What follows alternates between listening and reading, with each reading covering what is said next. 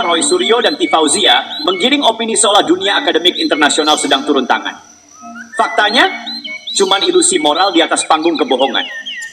Di video ini kita bedah satu persatu omong kosong mereka.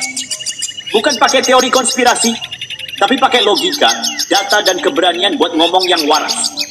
Kalau kamu masih peduli sama akal sehat bangsa ini, tonton sampai habis. Karena diam terhadap kebohongan, artinya ikut membiarkan kebenaran diinjak-injak. Di negeri yang tiap jengkalnya menjerit karena korupsi, kemiskinan, dan tantangan global, ada sekelompok orang yang masih sibuk main drama soal ijazah presiden. Bukan bicara soal kemajuan teknologi, bukan soal geopolitik atau daya saing bangsa, tapi malah sibuk menyoal selembar kertas dari 3 dekade lalu. Dan lebih lucunya lagi, mereka mengklaim ini bukan fitnah tapi riset ilmiah. Katanya sudah melibatkan ilmuwan dari Amerika, Australia, bahkan Eropa. Wah, luar biasa, tiba-tiba para aktivis nyinyir ini jadi akademisi internasional. Padahal, satu seminar ilmiah pun belum tentu mereka punya kapasitas duduk sejajar dengan para akademisi betulan. Kita harus mulai menyebut ini dengan istilah yang tepat. Ini bukan pencarian kebenaran, tapi orkestrasi kebencian. Kita sedang menghadapi operasi opini publik yang mengatasnamakan ilmu pengetahuan. Tapi sejatinya hanya dibangun dari kebencian akut terhadap sosok Joko Widodo. Dan sayangnya para pelakunya, TPUA, Roy Suryo, Tifauzia, dan kroni-kroninya berada dalam posisi yang sudah terlalu terdesak untuk bersikap rasional. Narasi mereka jelas kehilangan arah. Ketika bukti hukum tidak cukup kuat, ketika pengadilan tidak memberikan legitimasi terhadap tuduhan mereka, maka dimainkanlah kartu terakhir, alibi ilmiah. Seolah-olah kalau sudah bawa nama kolaborasi internasional, otomatis rakyat akan percaya. Katanya, ada ilmuwan dari Amerika dan Australia yang akan membuktikan ijazah palsu. Pertanyaannya, sejak kapan mereka punya akses terhadap lembaga-lembaga akademik di luar negeri untuk melakukan peer-reviewed investigation terhadap dokumen resmi negara? Jangan-jangan ini hanya sekadar name-dropping murahan demi membangun kesan serius. Lebih jauh, kita bisa lihat pola klasik yang dipakai. Gunakan jargon akademik, bawa-bawa istilah riset forensik, taburkan istilah ilmiah, lalu bangun kesan bahwa perjuangan ini soal kebenaran. Padahal dari cara mereka berbicara saja sudah kelihatan. Penuh caci maki, kebencian, dan dendam personal. Sejak kapan kebenaran dibungkus dengan kebusukan etika? Sejak kapan riset ilmiah dijalankan dengan mulut penuh cercaan dan asumsi tak berdasar? Ini bukan soal ijazah, ini soal mereka yang kalah narasi, kalah dukungan publik, kalah relevansi. Dan karena itu mereka ingin menghancurkan simbol keberhasilan Jokowi, kepercayaan rakyat. Maka dibuatlah narasi seolah-olah Jokowi berdiri di atas kebohongan. Tapi sayangnya mereka gagal paham bahwa kepercayaan publik tidak dibangun hanya dari ijazah, tapi dari kerja nyata, konsistensi kepemimpinan, dan rekam jejak. TPUA dan para pendukungnya sedang dalam posisi yang sangat lemah. Mereka bukan pembela kebenaran. Mereka adalah pemain politik bayangan yang frustrasi. Mereka tidak pernah benar-benar ingin membuktikan apapun. Mereka hanya ingin menanamkan keraguan. Itu saja. Maka ketika Roy Suryo misalnya tampil dengan gaya investigator independent, kita tahu ini bukan tentang keilmuan. Ini tentang penggiringan opini. Ini tentang cara putus asa mengganggu stabilitas menjelang konsolidasi kekuasaan nasional Prabowo Gibran. Karena dibalik semua teriakan soal ijazah palsu, yang ditarget sebenarnya adalah kesinambungan pengaruh Jokowi. Mereka tahu Jokowi masih terlalu kuat, dan itu mengganggu hasrat politik mereka. Itulah kenapa mereka mulai mendiskreditkan Gibran, menyeret nama-nama besar, menciptakan kesan seolah-olah ini gerakan global. Padahal itu hanya perpanjangan lidah dari kelompok kecil yang tidak mampu lagi memaksakan narasi di dalam negeri. Ketika semua pintu tertutup, mereka cari pintu belakang, pakai bendera asing, pakai tameng ilmiah. Tapi lupa satu hal, dunia akademik sejati tidak akan mau terlibat dalam politik busuk. Saya ingin katakan dengan lugas, kebenaran tidak berpihak pada pembenci. Kebenaran tidak bisa dibawa oleh mereka yang menjual dendam dengan harga akademik. Tidak ada satupun kebenaran yang lahir dari rahim kebencian dan fitnah. Tidak ada hasil riset yang absah bila motivasinya adalah menjatuhkan, bukan mencerdaskan. Dan yang lebih penting, tidak ada kemenangan moral yang lahir dari dusta yang dibungkus kata-kata ilmiah. Narasi mereka bukanlah pencarian kebenaran, tapi propaganda. Bukan keilmuan, tapi intrik. bukan solusi, tapi sabotase terhadap demokrasi kita. Karena itu, mari tetap waras. Jangan biarkan bangsa ini dikendalikan oleh mereka yang menjadikan kebencian sebagai profesi. Dan ingat satu hal, kebenaran tidak perlu berteriak. Ia akan menemukan jalannya sendiri. Dan ketika saatnya tiba, semua yang berdiri di atas kebohongan akan runtuh dengan sendirinya. Mereka pikir rakyat bodoh. Mereka pikir dengan memainkan kata-kata, dengan mengutip nama-nama asing, lalu membungkusnya dalam narasi akademik semu, mereka bisa mengobrak-abrik kepercayaan publik. Ini strategi usang. Tabur isu, bangun keraguan, lalu lempar tangan. Mereka bukan sedang melawan presiden. Mereka sedang menciptakan celah pada sendi paling penting dalam demokrasi, legitimasi kepemimpinan. Coba lihat lagi, isu ijazah palsu ini bukan sekali dua kali dilontarkan. Tapi setiap kali upaya hukum mereka mental di pengadilan, mereka tidak pernah introspeksi atau mundur dengan terhormat. Justru makin liar. Kali ini narasinya dibelokkan ke arah konspirasi sistemik. Mereka mulai bicara soal kolaborasi lembaga negara, pembiaran institusi pendidikan, sampai pengkhianatan sistem hukum. Tujuannya satu, menciptakan opini bahwa semua sedang melindungi kebohongan. Ini bukan tuduhan personal lagi. Ini delusi sistemik yang bisa mengguncang kepercayaan terhadap lembaga negara, terhadap pendidikan tinggi, terhadap aparat hukum. Dan jika dibiarkan, bisa menjadi bom waktu demokrasi. Sekarang kita tanya balik, apa yang sebenarnya mereka cari? Keadilan? Kebenaran? Tentu tidak. Kalau mereka serius soal keadilan, mereka akan jalani proses hukum dengan argumen kuat, bukti sah, dan sikap terhormat. Tapi tidak. Yang mereka lakukan adalah mengusik dari luar sistem. Gerilya opini. Pakai media sosial, tabur video editan, tambal sulam transkrip, potong dokumen, semuanya demi membentuk ilusi bahwa Jokowi adalah penipu. Tapi faktanya, tidak satu pun lembaga resmi negara, dari Kemendikbudristek, UI, hingga Kemenristek Dikti, yang membenarkan tuduhan mereka. Lucunya, setiap kali mereka dikalahkan dengan fakta, mereka putar balik narasi, itu semua sudah disusupi. Mereka sedang membangun realitas alternatif. Dan ini yang berbahaya. Karena ketika kebohongan terus diulang dengan semangat dendam, jatah untuk merusak logika publik. Apalagi kalau publik sedang lelah, sedang bingung, sedang kecewa, itu jadi ladang subur bagi retorika palsu. Perlu kita sadari, ini bukan tentang Jokowi, ini tentang apa yang Jokowi representasikan. Dia bukan bagian dari mereka, dia bukan elit sejak lahir, dan ini menyakitkan bagi mereka yang selama ini terbiasa mengontrol kekuasaan dari ruang-ruang tertutup. Jokowi adalah mimpi buruk bagi mereka yang ingin demokrasi dikendalikan dari balik layar. Karena itu mereka ingin hancurkan bukan hanya karakternya, tapi warisannya, kesederhanaan yang memimpin, politik tanpa beban masa lalu, dan kekuasaan yang tidak bisa mereka kendalikan. Karena Jokowi bukan jebolan partai lama, bukan turunan bangsawan politik, bukan anak jenderal, maka dia dianggap tidak pantas. Dan tuduhan ijazah palsu hanyalah ekspresi paling rendah dari kelas kebencian ini. Ketika tidak bisa menang lewat pemilu, mereka serang lewat delegitimasi. Ketika tak bisa menjegal lewat hukum, mereka goreng lewat ilusi sains. Seolah-olah mereka punya moral lebih tinggi, padahal moral itu tidak diukur dari siapa yang bicara paling keras, tapi siapa yang paling jujur menghadapi fakta. Narasi seperti ini berbahaya bukan karena Jokowi akan terguling. Tidak. Jokowi sudah melewati puncak kekuasaannya dengan cara yang tak bisa dipatahkan oleh selembar ijazah.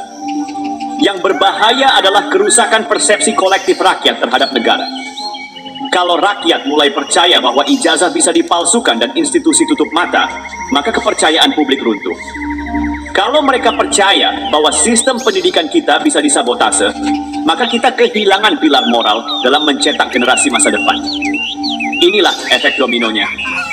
Mereka yang menyebar isu ini sedang bermain-main dengan fondasi kepercayaan nasional.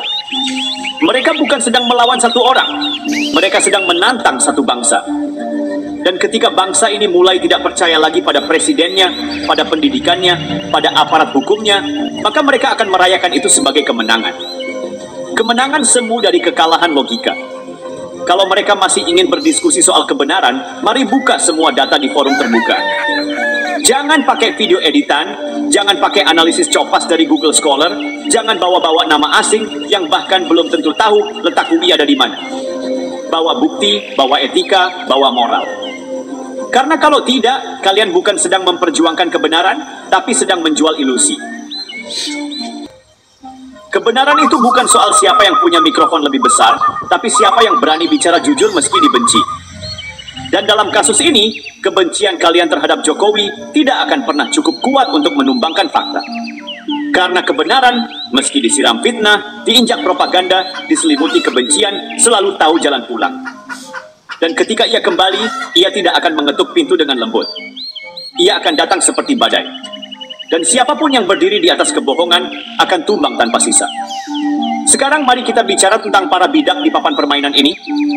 Roy Suryo, T. Fauzia, dua nama yang tampil bak penyelamat moral bangsa. Tapi kalau kita buka lembar demi lembar rekam jejak mereka, yang kita temukan bukan integritas, tapi ironi. Roy Suryo, sosok yang dulu dikenal sebagai pakar telematika dadakan, era awal media sosial. Berapa kali ia muncul dengan analisis video, gambar, suara, yang ujung-ujungnya hanya mempermalukan logika? Roy adalah contoh sempurna dari bagaimana keahlian teknis dipakai untuk membangun keraguan, bukan kebenaran. Bukan 1-2 kali dia terbukti gegabah, tapi ia terus dipoles seolah ahli, seolah netral, seolah penjaga kebenaran. Padahal semua tahu, Roy punya dendam politik pribadi. Roy adalah politisi gagal yang pernah berada di lingkar kekuasaan lalu tersingkir. Dan seperti banyak yang lain, ia tak terima. Ia memilih jalur oposisi bukan karena prinsip, tapi karena sakit hati. Dan dari sanalah dia mulai menggoreng isu ini. Ia bermain di tengah kekeruhan, jadi pahlawan bagi mereka yang ingin membakar rumah dengan bensin hoax.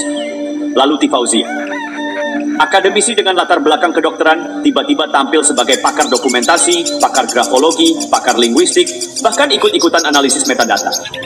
Pertanyaannya, sejak kapan ahli imunologi jadi ahli dokumen negara? Tapi publik disuguhi analisis panjang lebar, seolah ia otoritatif. Padahal ini bukan akademik. Ini eksibisionisme intelektual yang disewa untuk membungkus narasi busuk. T. Fauzia menggunakan bahasa ilmiah untuk menutupi kebencian. Tapi sayangnya, publik kita sebagian masih tertipu oleh jargon. Seolah karena berpendidikan tinggi, maka pasti benar. Ini logika keliru. Pendidikan tidak menjamin moral, menjamin integritas. Sejarah sudah penuh dengan ilmuwan brilian yang dipakai untuk propaganda. Bahkan Nazi pun punya intelektual. Tuduhan terhadap Jokowi bukan berdiri sendiri. Di belakangnya ada kelompok dengan dana, dengan strategi, dengan target politik. Kelompok ini tidak peduli apakah tuduhannya benar atau tidak. Mereka hanya butuh trigger, butuh isu untuk menyalakan api. Mereka ada di balik buzzer bertopeng intelektual. Mereka bermain di dua level. Di permukaan sebagai pejuang kebenaran, di bawah tanah sebagai tim pemenangan musuh politik. Dan siapa musuhnya? Siapapun yang melanjutkan narasi keberhasilan Jokowi. Karena yang mereka benci bukan hanya Jokowi, tapi semua yang mewarisi stabilitas, kemajuan, dan kepercayaan rakyat terhadap pemerintah. Ada kekuatan yang takut jika reputasi Jokowi tetap bersinar bahkan setelah masa jabatannya usai. Karena itu akan membuktikan bahwa pemimpin bersih itu mungkin. Dan itu berbahaya bagi mereka yang ingin kembali ke era abu-abu ketika kekuasaan diputar dari meja makan elit politik lama. Roy, T. Fauzia, dan gerombolan mereka bisa terus berbicara soal pengabdian terhadap kebenaran. Tapi publik yang waras tahu, kalau memang kebenaran yang dicari, mereka pasti sudah kalah telak di pengadilan dan mundur. Tapi karena mereka bukan pejuang kebenaran, mereka tidak tahu arti kalah terhormat. Yang mereka tahu hanyalah satu, asal bukan Jokowi. Mereka bisa kutip jurnal dari Harvard, MIT, atau ANU, tapi ujungnya tetap fitnah. Mereka bisa sebut analisis dokumen dengan AI, pola tanda tangan digital, atau ketidaksesuaian ejaan dalam ijazah, tapi dasarnya tetap dendam. Dan dendam yang dibungkus dengan kutipan ilmiah tetaplah penyakit politik, bukan akademik. Ingat baik-baik. Narasi seperti ini tidak boleh kita biarkan jadi kebiasaan dalam demokrasi.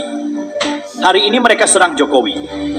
Besok mereka bisa serang siapapun yang tidak sesuai selera politik mereka. Kalau kita diam, maka satu persatu institusi akan dicemari kebohongan. Satu persatu pemimpin akan jatuh karena fitnah, bukan fakta. Rakyat harus waras, harus tegas. Jangan biarkan mulut-mulut beracun berbicara seolah mereka penjaga moral. Jangan biarkan mereka membakar kepercayaan publik demi sakit hati pribadi. Kebenaran itu bukan milik yang berteriak paling keras. Kebenaran adalah milik mereka yang tahan diuji. Dan Jokowi, dia sudah melalui semua ujian itu. Ujian hukum, ujian publik, ujian sejarah. Yang belum lulus ujian, justru para pemfitnahnya.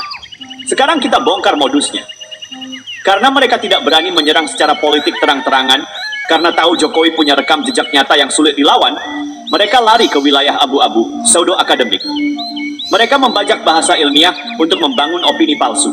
Dan inilah bagian paling berbahaya karena dibungkus seolah rasional, padahal sangat manipulatif.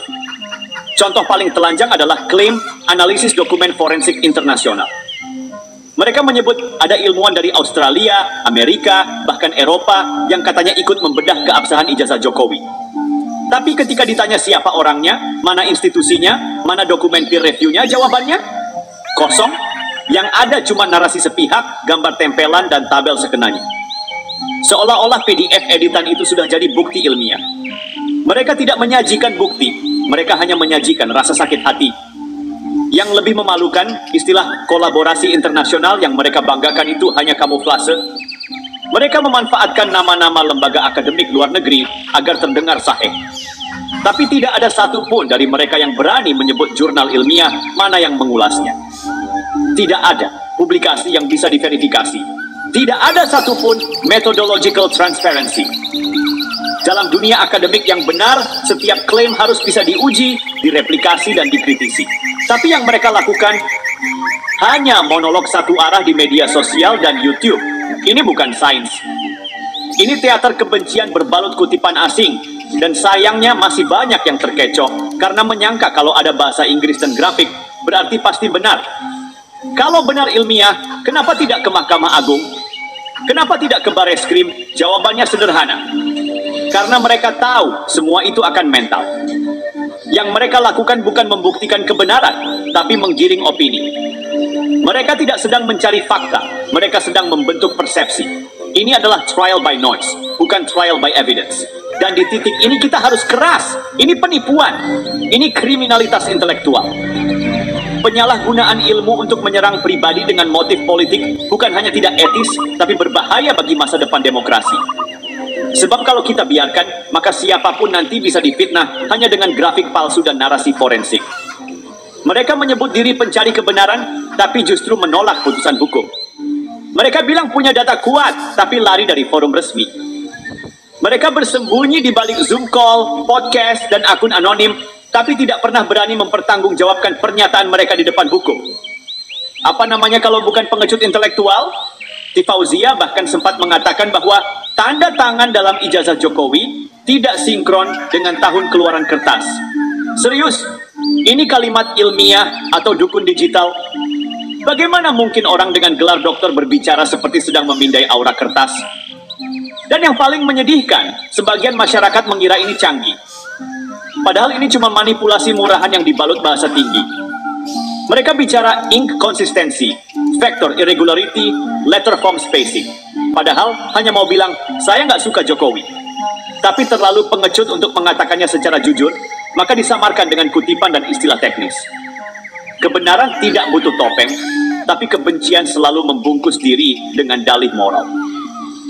Itulah yang terjadi di kasus ini. Mereka tidak hanya menyerang Jokowi, mereka sedang menguji batas toleransi publik terhadap hoaks intelektual. Mereka sedang melihat seberapa jauh mereka bisa berbohong sebelum ada yang melawan. Maka ini bukan soal suka atau tidak suka pada Jokowi.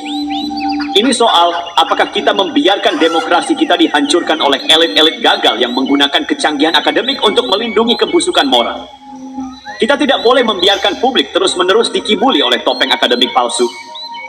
Dan kita tidak boleh membiarkan generasi muda percaya bahwa hoax bisa disamarkan dengan istilah Latin dan tabel Excel.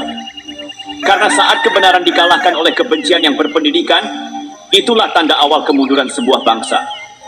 Yang paling mengerikan dari semua ini bukan hanya kebohongannya, tapi bagaimana kebohongan itu dibiarkan tumbuh di ruang publik, tanpa perlawanan setimpal dari mereka yang mestinya membela akal sehat. Di tengah era digital, ketika informasi datang beruntun, tanpa saringan, fitnah seperti ini mudah masuk, tapi sulit keluar dari benak publik. Dan inilah celah yang dimainkan oleh Roy Suryo, Fauzia, dan TPIWA. Mereka tidak sedang berdiskusi, mereka sedang menciptakan noise, kebisingan yang dirancang agar publik ragu. Bukan untuk mencari kebenaran, tapi untuk membuat kebenaran tampak membingungkan. Ini strategi klasik propaganda. Keraguan adalah senjata paling mematikan. Mereka tahu tidak semua orang akan percaya bahwa ijazah Jokowi palsu. Tapi mereka juga tahu, kalau cukup banyak orang dibuat bingung, itu sudah cukup untuk menggerus legitimasi moral. Sekali kepercayaan publik pada pemimpin goyah, maka apapun yang dikerjakannya, sebesar apapun prestasinya, akan dipandang sinis. Itulah target sebenarnya, mendelegitimasi Jokowi dengan peluru kotor berbentuk analisis ilmiah. Dan parahnya, mereka menyeret publik ke dalamnya. Masyarakat dijadikan semacam juri virtual untuk menilai dokumen resmi, tanpa pemahaman forensik, tanpa alat, tanpa konteks. Lalu mereka mengklaim, lihat, rakyat juga curiga. Padahal kecurigaan itu direkayasa dari awal. Ini seperti menyiram bensin ke hutan kering, lalu pura-pura kaget ada kebakaran. Lebih lanjut, strategi ini punya pola. Pertama bangun isu, lalu buat sensasi, kemudian biarkan algoritma menyebarkannya. Begitu ada cukup banyak yang membicarakannya, mereka mundur, pura-pura jadi pengamat. Ketika orang bertanya, mana buktinya? Mereka jawab, buktinya publik ramai membahas. Inilah lingkaran setan hoaks yang diorkestrasi dengan penuh niat jahat. Dan harus kita katakan dengan lantang, Roy Suryo bukan whistleblower. Ia adalah residivis kegaduhan. Nama dia muncul hampir selalu dalam narasi-narasi murahan. Dari kasus stupa Borobudur, rekayasa video, sampai pembelokan isu. Ia tidak layak diberi panggung sebagai pejuang kebenaran. Ia bukan kritikus, ia oportunis. Selalu hadir di tiap kegaduhan seperti parasit yang mencari panggung di tengah badai. Begitu pula Fauzia. Alih-alih menjadi ilmuwan, ia memilih menjadi selebritas akademik dadakan. Mengutip jurnal kiri kanan, tapi tidak mampu membangun satupun argumen kokoh yang bisa diuji publik. Ia bersuara nyaring di TikTok, tapi diam di pengadilan. Ia bukan korban represi intelektual. Ia adalah pelaku distorsi yang menumpang panggung kebencian. Dan PUA, mereka berpura-pura netral, tapi operasinya terlalu kentara. Cara mereka mengajukan gugatan, menyusun narasi, dan memilih momen. Semua menunjukkan bahwa ini bukan soal legalitas. Ini operasi politik yang dibungkus jubah hukum. Mereka tidak sedang mencari keadilan. Mereka sedang mencoba menggulingkan reputasi. Inilah pertarungan antara fakta dan fiksi, antara akal sehat dan kebencian. Dan kita tidak bisa berdiri diam.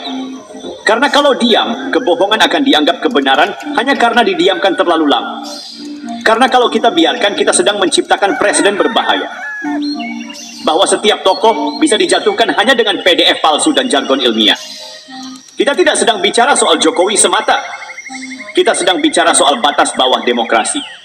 Sebab kalau tuduhan tak berdasar ini dibiarkan menjadi opini sah, maka besok siapapun yang memimpin negeri ini bisa dijatuhkan dengan cara yang sama. Hari ini ijazah Jokowi, besok ijazah Gibran, lusa ijazah siapa saja yang tidak mereka suka. Ini bukan tentang benar salah, ini tentang siapa yang paling keras bersuara. Tapi kita tidak akan diam. Karena kebenaran yang diam adalah kebenaran yang kalah. Maka mari tegas mengatakan, kebenaran tidak bisa dikalahkan oleh manipulasi akademik.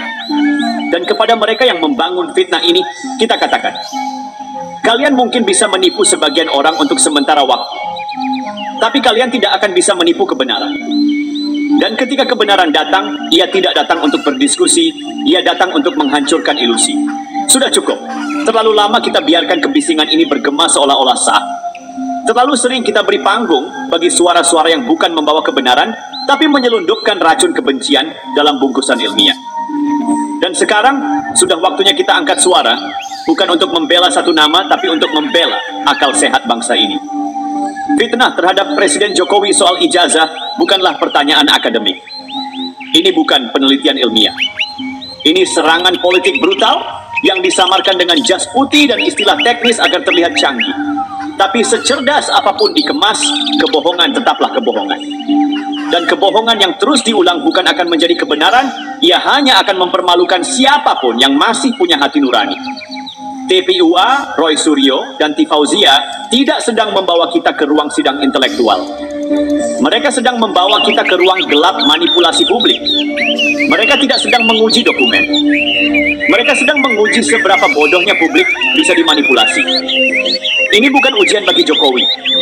Ini ujian bagi kita semua. Apakah kita punya cukup logika dan keberanian untuk berkata cukup? Kita tidak butuh debat panjang untuk tahu bahwa universitas, Kemendikbud, Kemenristek, pengadilan, bahkan Mahkamah Agung telah mengonfirmasi keaslian ijazah Jokowi. Apalagi yang harus dibuktikan? Atau justru kebenaran bukan lagi tujuan mereka sejak awal?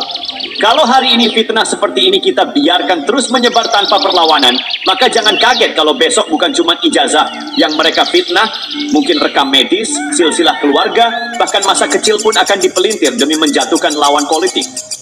Ini adalah spiral kebodohan yang tak akan berhenti sampai kita tegas menghentikannya. Dan karena itu hari ini kita harus menggambar garis batas. Bukan garis antara pendukung Jokowi dan yang tidak, tapi garis antara mereka yang masih percaya pada etika berpikir dan mereka yang rela membunuh kebenaran demi kepuasan benci. Kepada para pemfitnah, kita tak perlu berteriak.